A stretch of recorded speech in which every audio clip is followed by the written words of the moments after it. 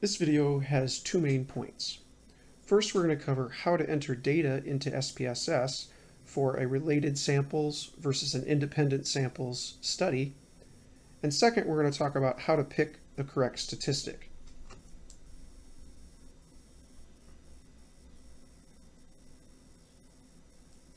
First, we're going to talk about an independent samples t-test. So here we have two groups of people. Important thing is that we have group 1 has a different set of people than group 2. Here are the scores for the 4 people in group 1. And here are the scores for the 4 people in group 2. Now, let's just say that this 5 belongs to Bob, and he's in group 1. Those are the 2 bits of information that we need about Bob. We need to know what group he's in, and we need to know what score he had. So we're going to have 2 columns of data. One is going to tell us what group each person was in. And the second column is going to tell us what score they had. So this row of data belongs to Bob. He was in group 1, and he had a score of 5. This row belongs to Susan. She was in group 1 and she had a 7. This is Emma, and this is George, right? All in group 1, so they all have 1s, and then we have their individual scores. All these people are in group 2, so they all have 2s under the group column, and then each score. So the number one thing to keep in mind whenever you're entering data is all the pieces of information that belong to a certain subject or a certain participant belongs on a specific row.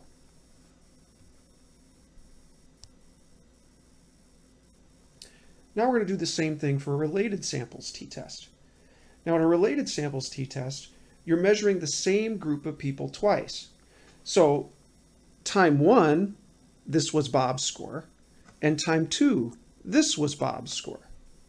So both of these data belong to Bob. So to follow our rule for data entry, those 2 bits of data need to go on the same row because they belong to the same participant. And so when you enter the data, it's going to be entered like this. You're going to have a time 1 column and a time 2 column. We don't need a group column where we have group 1 and group 2 because everyone is in both groups. You know, this would be time 1, time 2. You can sometimes think of that as group 1, group 2. So whenever you're measuring people more than once, you have to remember to keep that data paired on the same row.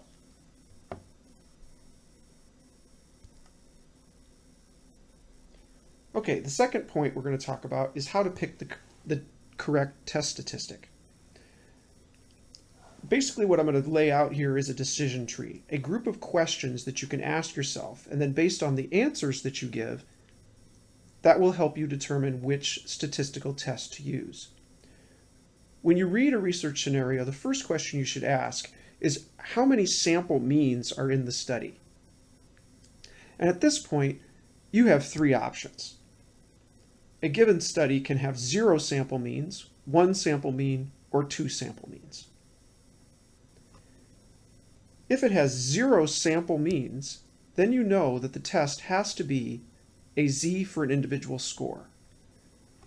This is the very first thing that we learned this semester. This is when we're just trying to locate a specific score. What proportion of people are above or below a specific score? There's no mention of any sample means, not taking a group of people and doing anything to them. There's no treatment. It's just trying to figure out what an individual score's value is and how it relates to the entire distribution.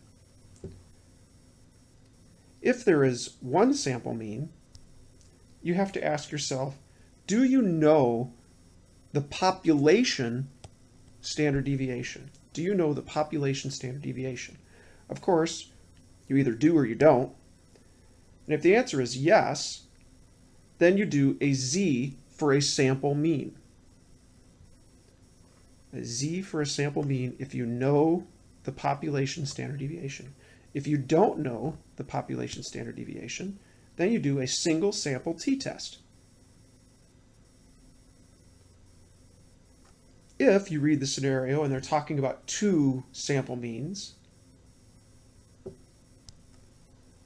the next question you have to ask is, do the means come from the same people? Are you measuring the same group of people twice, or are you measuring 2 different groups of people? For example, if you're measuring a group before a treatment and after a treatment, and you're measuring the same people before and after, that would be a related samples t. So you're measuring the same people twice, they're coming from the same people, that would be related t. If instead you have a situation where you're not measuring the same people twice, you're comparing, say, men and women, you're measuring men and then you're measuring women, each generating a sample mean, and then you're comparing to see if there's a difference between the 2 sample means, the sample means of men and the sample mean of women. If you're doing that, that is an independent t-test. So this little decision tree can help you determine which of these different statistical procedures is appropriate for a given situation.